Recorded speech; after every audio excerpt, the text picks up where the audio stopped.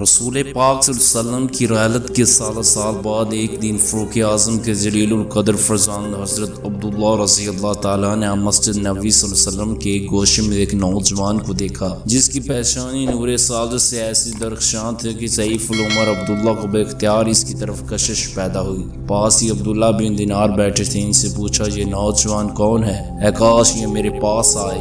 ایک شخص بولا ابو عبد الرحمن کیا آپ اسے نہیں جانتے؟ یہ زید کا پوتا محمد بن اسامہ ہے۔ حضرت عبداللہ رضی اللہ تعالیٰ نے یہ سن کر تعظیم سے گردن جھکا لیا اور ہاتھوں کو زمین کے گرد لگا دیے، پھر فرمایا اگر رسول اللہ صلی اللہ علیہ وسلم اس کو دیکھتے تو اس کے باپ اور دادا کی طرح اس کو بھی محبوب رکھتے۔ اتنے کہتے کہتے ان کی آواز بھر گئی اور آنکھوں میں بے اختیار آنسو چھلک پڑے۔ اس وقت ان کو محمد کے دادا زید بن حارث سے سیدنا محمد بن عبداللہ صلی اللہ علیہ وسلم کی محبت اور زید بن حارث کی اپنے آقا صلی اللہ علیہ وسلم سے ولولانہ شگفتی یاد آ گئی۔ اس یاد نے انہیں بے قرار کر دیا۔ زید بن حارث وہی تو تھے جو سرور کونین صلی اللہ علیہ وسلم کو محب بھی تھے اور محبوب بھی تھے، جن کی زندگی بے شمار لیل و نہار رحمت للعالمین صلی اللہ علیہ وسلم کی خدمت میں گزرے تھے، جن کے متعلق حضور صلی اللہ علیہ وسلم نے فرمایا تھا میں زید کا وارث ہوں اور زید میرا وارث ہے، جو کبھی فرزند رسول ابن محمد صلی اللہ علیہ وسلم کے نام سے مشہور تھے۔ اس لیے تو ان کی اولاد کو دیکھ کر بڑے بڑے رفیع المراتب صحابہ سے خود رفتہ ہو جاتے اور انہیں جناب رسالت مآب صلی اللہ علیہ وسلم کا وہ مقدس زمانہ یاد آ جاتا تھا جب زید نے اپنا سب کچھ عشق حبیب کی نظر کر دیا۔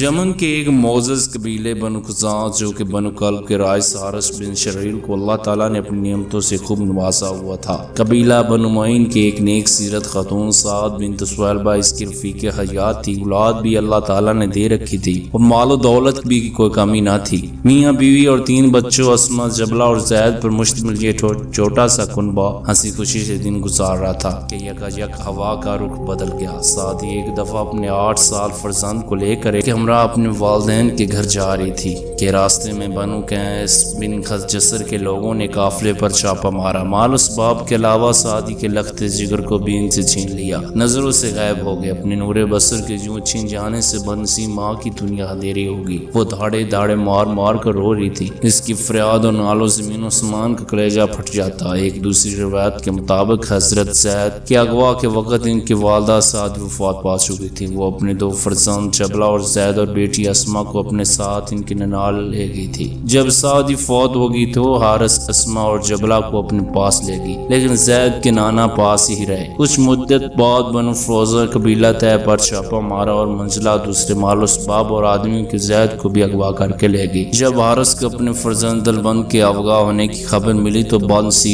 باپ و فرنجو عالم سے دیوانہ ہو گئے۔ کرا کرا اور کوچا کوچا زید زید پکارتے پھرتے تھے۔ صحرا جنگل پہاڑ سب چھان مارے لیکن زید کا کھوج نہ ملنا تھا۔ فراق بصر میں دیوانہ باب چرند پرند شجر و ہجر پر ایک سی التجا کرتا تھا کہ اللہ میرے فرزند کو کچھ تو پتہ دو۔ لو کی جان سوز تپیڑوں اور نسیم السحر کی روح پروال چونکوں سے بھی اس کی یہ التجا تھی کہ خدا کے لیے میرے نور نظر کا پتہ لا دو۔ بیٹی کی فراق اس کے کہے ہوئے نوآور زبان زید خلاق ہو گئے تھے۔ وہ جب اپنے یوسف گمگشتے کے لیے نوحہ پڑھتے دوست دشمن بھی رو دیتے۔ آپ فرماتے ہیں میں زہد کے لیے رویا پیٹا لیکن معلوم نہیں وہ کہاں گیا، نہ معلوم وہ زندہ ہے کہ امید کا دیا روشن رکھو یا اس نے جام اجل پی لیا ہے۔ با خدا میں بار بار پوچھتا بھی ہوں پھر بھی نہیں جانتا کہ تو نرم زمین کے پہنوں میں ہے، غرق ہو گیا یا تجھے پار نکل گیا۔ کاش مجھے معلوم ہو جاتا کہ تیری واپسی ممکن بھی ممکن ہے، تجھے کیا معلوم کہ تیری واپسی سے میری دنیا آباد ہو جائے گی۔ طلوع شمع مجھے اس کی یاد لاتا ہے اور غروب آفتاب پھر اس کی یاد تازہ کر دیتا ہے۔ بات بہاری کے چاؤں کے اس فراق کی آگ کو بھڑکا دیتے ہیں۔ آہ میں کتنے رنج و عالم میں مبتلا ہوں۔ اے فرزند میں تیری تلاش میں دنیا کے کونوں کونوں چھان ماروں گا، اس جستجو میں عمر بھر نہ تھکوں گا یہاں تک کہ اونٹ تھک جائے یا مجھ پر موت وارد ہو جائے۔ ہر انسان فانی ہے اگرچہ سراب امیدنی سے دھوکہ دے رکھا ہے۔ میں قیس